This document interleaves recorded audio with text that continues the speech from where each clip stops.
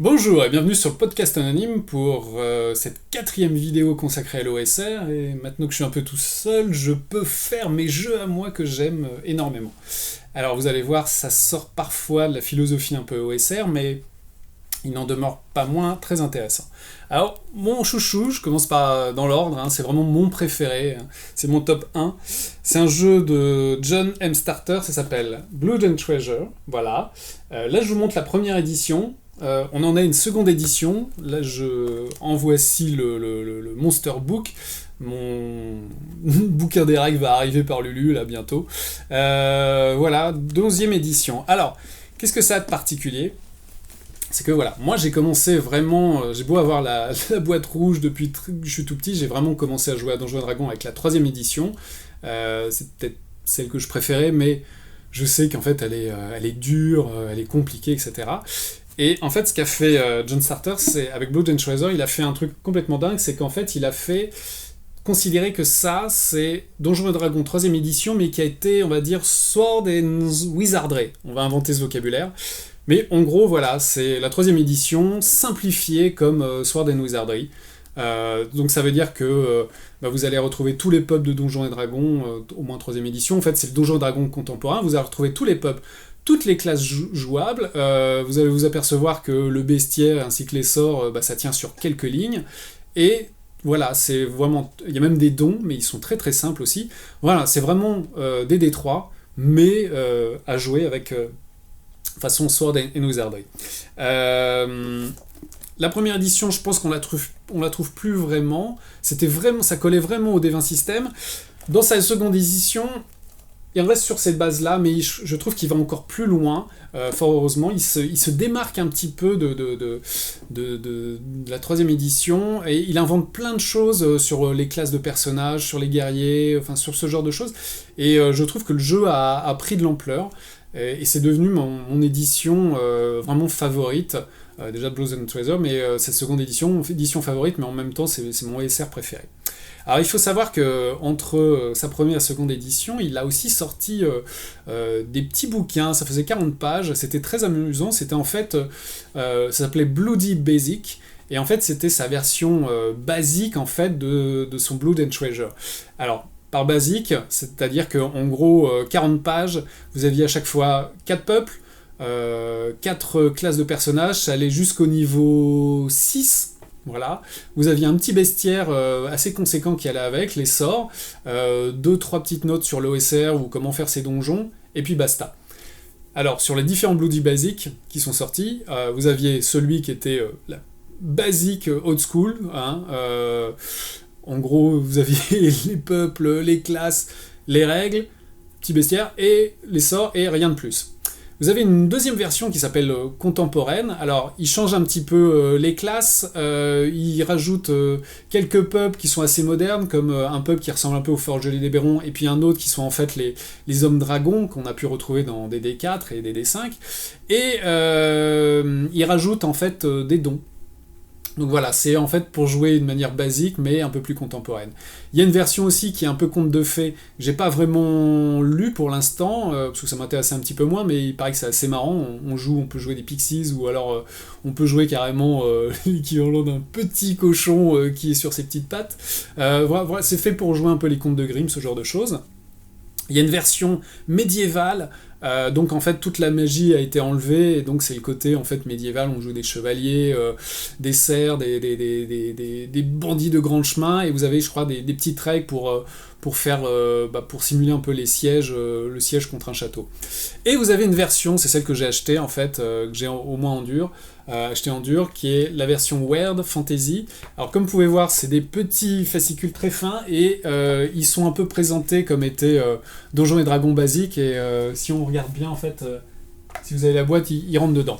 La Weird Edition, Weird c'est pas le côté gonzo comme Lamentation of the Flame Princess, non, Weird c'est la Weird Fantasy, c'est un genre littéraire, et pour moi c'est le chaînon manquant entre Lovecraft et Howard, à savoir, si vous êtes fan de Clark Ashton Smith et du Zotique, et c'est un petit jeu qui est fait pour jouer dans ce genre d'univers, et les classes, même les peuples, vraiment se rapportent à ça. Et moi, j'aime beaucoup, c'est très intéressant.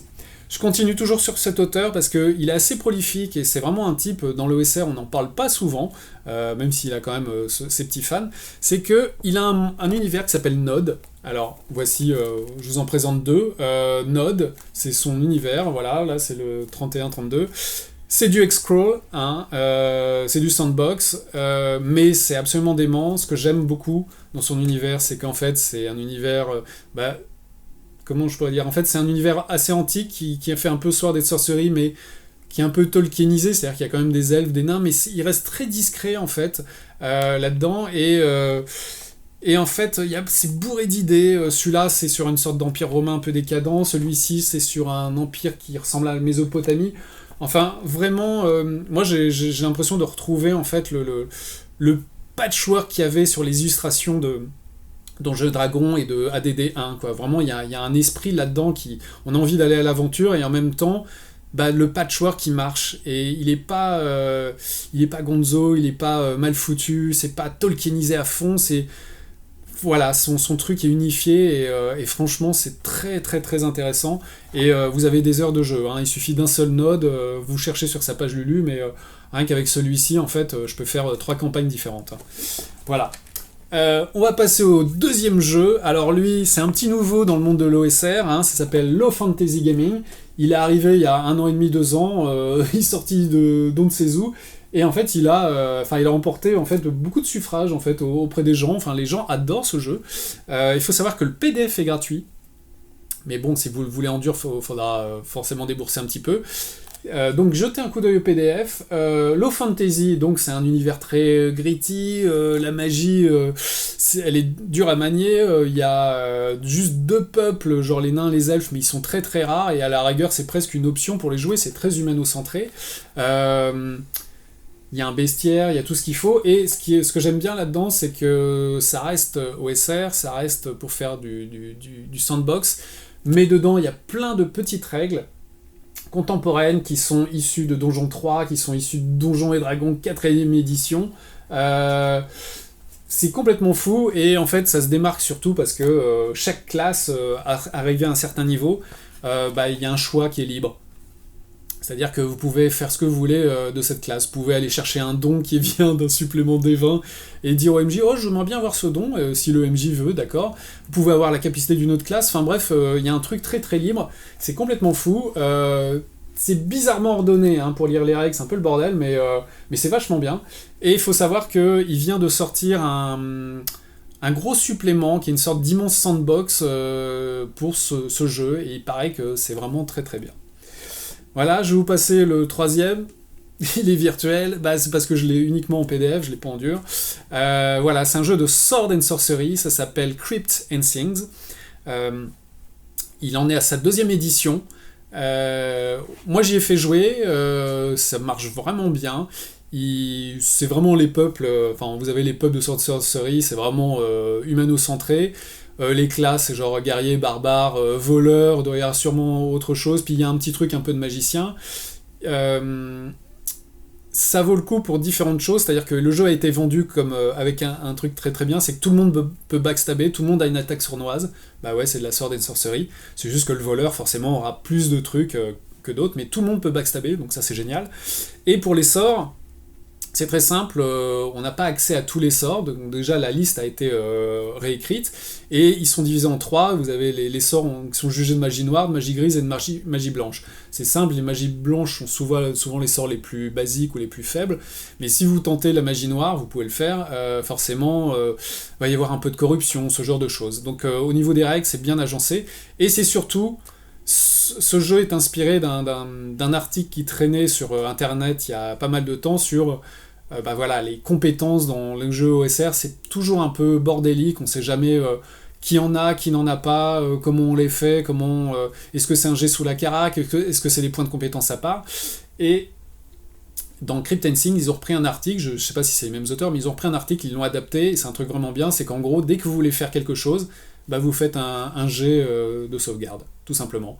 et je crois même que la sauvegarde baisse au fur et à mesure que vous tentez de faire des jets, c'est un peu comme si c'était... En fait, la sauvegarde, je crois, devient un jet de chance, tout simplement, et en même temps, je crois que vous y ajoutez une carac qui correspondrait en fait à une compétence, et en fait, ça vous fait vos jets de compétences. C'est aussi simple que ça. C'est un très bon jeu, la seconde édition est sortie il y a quelques temps, il y a 1 an ou 2 ans. Moi, je trouve qu'elle apporte pas grand-chose. En plus, elle ajoute des peuples qui sont genre des peuples serpents, des trucs comme ça. Dom serpent, ça sert pas à grand-chose, mais en tout cas, c'est peut-être celle qu'on trouve actuellement. Donc, sachez que les peuples en trop, ou les classes en trop, c'est optionnel, et vous en faites ce que vous voulez. En tout cas, c'est un très bon jeu pour faire de la Sword and Sorcery. Voilà, j'ai fait mon top 3 de jeux OSR qui sortent un petit peu de l'ordinaire. N'hésitez pas si vous avez des questions. Et jetez-vous absolument sur ces jeux, ça vaut vraiment le coup, vous nous en direz des nouvelles. Sur ce, écoutez, bonne lecture et bon jeu.